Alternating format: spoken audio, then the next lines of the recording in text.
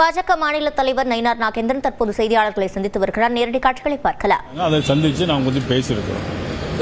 தொகுதி பங்கீடு பேசப்பட்டதா? இல்லை, தொகுதி பங்கீடு விஷயமா எதுவும் பேசலை. இன்னைக்கு முதல் கட்டமாக கள நிலவரம் எப்படி இருக்குன்னு கேட்டாங்க. நாங்கள் சொன்னோம் மீடியாலாம் ரெடியாக இருக்கு. அதே போல அந்த கூட்டத்தில் விஜய் மீடியாலாம் ரெடியாக இருக்கு, திமுக கூட்டணியும் ரெடியாக இருக்கு, நாங்களும் ரெடியாக இருக்கோம். மக்கள் இன்னும் தயாராகலை, யாருக்கு ஓட்டு போடணும் அப்படின்ட்டு இன்னும் தயாராகலை அப்படிங்கிற மாதிரி டிஸ்கஸ் பண்ணோம். ஓபிஎஸ் டிடிவி தினகரன் இருவரையும் சேர்த்துக்க சொல்லி பியூஷ் கோயல் பழனிசாமி அவர்கள் நிறுத்தப்படுத்ததா சொல்லப்படுது. அதை பற்றி இதில் பேசினாங்களா? வாய்ப்பு இருக்குது. இன்னைக்கு அது மாதிரியான பேச்சுவார்த்தைக்கு ஒன்றும் பேசலை. இன்னைக்கு நாங்கள் பொதுவாக என்ன நிலவரம் எப்படி இருக்கு, நம்மளுக்கு கடந்த சட்டமன்ற தேர்தல் எப்படி நடந்தது, எவ்வளோ ஓட்டு வாங்கியிருக்கோம், பாராளுமன்ற தேர்தல் எப்படி நடந்தது, அது ஓட்டு பெர்சன்டேஜ் எவ்வளவு, அந்த மாதிரி தான் பேசிக்கிட்டு வர்றதுக்கு வாய்ப்பு இருக்கா? அதாவது தேர்தலை பொறுத்தவரையில் இன்னைக்கு தமிழ்நாட்டில் திமுக அகற்றப்பட வேண்டும் என்பதுதான் எங்களுடைய நோக்கம். நான் ஆரம்பத்தில் சொல்லிட்டு இருக்கிறதே அதனால தான். அதை ஒத்த கருத்துடைய எல்லாரும் ஒன்று சேரணுங்கிறது தான். ஆனால் டிடிவி தினகரன் திமுக எதிர்க்கிறத விட அதிமுகவுடைய தலைமை எடப்பாடி பழனிசாமி கடுமையாக இருக்கிறாரு. அவர் முதலமைச்சர் வேட்பாளராக ஏற்றுக்க மாட்டோம்னு சொல்லியிருக்கிறாரு. இந்த நிலைமையில் அவர் நீங்கள் எப்படி கன்வின்ஸ் பண்ணி நினைக்கிறீங்க? ஒரு காலத்தில் இந்திரா காந்தி, மதிப்புக்குரிய இந்திரா காந்தி அம்மையார் மதுரைக்கு வந்தாங்க. அப்போ திமுக காரங்கெல்லாம் கருப்பு கொடி போராட்டங்கிற பேரில் கல்லை வச்சு அடித்தாங்க. அப்போ அம்மாவுக்கு தலையில் அடிபட்டு ரத்தம் வந்துச்சு. அதே கொச்சப்படுத்தி பேசுகிறாங்க. அது மாதிரி அதுபோல் ஒரு 6 மாதம் நடந்த தேர்தலில் திமுக கூட்டணியே வச்சாங்க. எடப்பாடி பழனிசாமி அவர்கள் வேட்பாளராக ஏற்றுப்பார் நினைக்கிறீங்களா? அது அரசியலில் நிரந்தர நண்பர்களும் இல்லை, நிரந்தர பகைவர்களும் இல்லை. விஜய் ஒரு ஸ்பாயிலர், மற்ற கட்சிகளின் வெற்றி வாய்ப்பு கெடுக்கக்கூடும் அப்படிங்கிற மாதிரி பேசியிருக்கிறாங்க. அதாவது விஜய் ஸ்பாயில்னு சொல்லி நம்ம எப்படி சொல்ல முடியும்?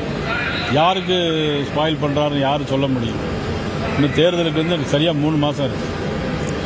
ஜனவரி, பிப்ரவரி, மார்ச் 3 மாதம் முழுமையாக முடியும். இன்னும் நாட்கள் நிறைய இருக்குது.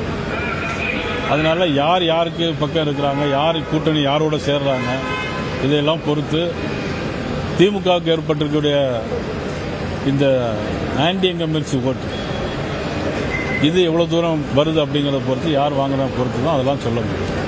தேமுதிக, பாமக அவருடைய நிலைப்பாடுல எதுவுமே தெரியல. கூட்டணியில் இருக்காங்களா இல்லையா, வருவாங்களா வரமாட்டாங்களா, அது இனிமேல் தான் தெரியும். இன்னும் 3 மாதம் இருக்குல்ல. பொருளை பொங்கல் முடிஞ்சு நல்ல காரியங்கள் நடக்குமா இருக்கும். தை பிறந்தால் வழி பிறக்குன்னு சொல்லுவாங்கல்ல, வழி பிறக்கல. அது நீங்கள் எப்படி வேணாலும் வச்சுக்கலாம். டிசம்பரில் தெளிவு பிறக்கும். தெளிவு பிறந்திருக்கா? டிசம்பரில் தெளிவு பிறக்கும்னு 3 மாதம் முன்னாடி இதே கோவையில் சொல்லியிருக்கீங்க. ஆல்மோஸ்ட் டிசம்பரே முடிய போகுது. அது 1 மாதம் தள்ளி போகுது, அவ்வளோதான். விஜய் இருப்பாருன்னு சொல்றாங்க சார்.